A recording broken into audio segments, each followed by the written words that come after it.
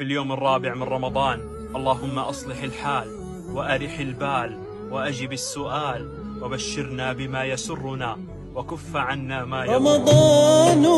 تخلص نواياكم لله.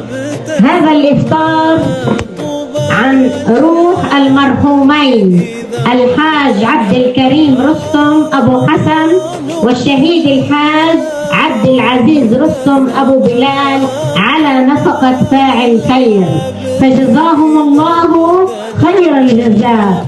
اللهم اغفر لهم وارحمهم، اللهم ارزقهم دارا خيرا من دارهم، وجيرانا خيرا من جيرانهم، وأهلا خيرا من أهلهم.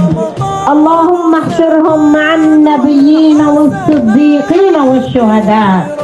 اللهم لا تحرمنا أجرهم ولا تفتنا بعدهم، واغفر لنا ولهم يا أرحم الراحمين.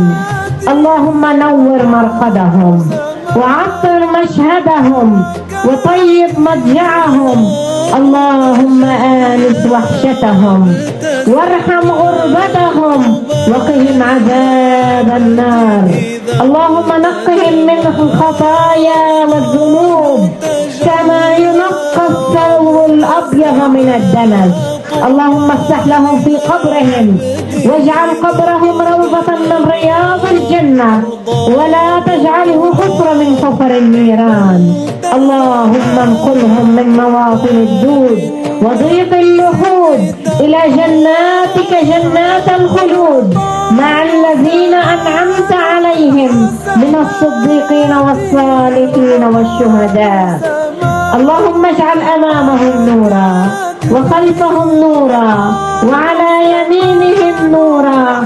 اللهم اجعل قبرهم مد البصر بحق لا إله إلا الله محمد رسول الله.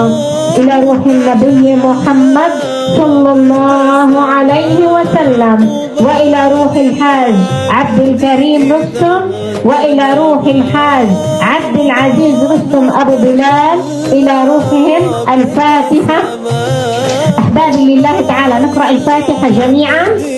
أعوذ بالله من الشيطان الرجيم.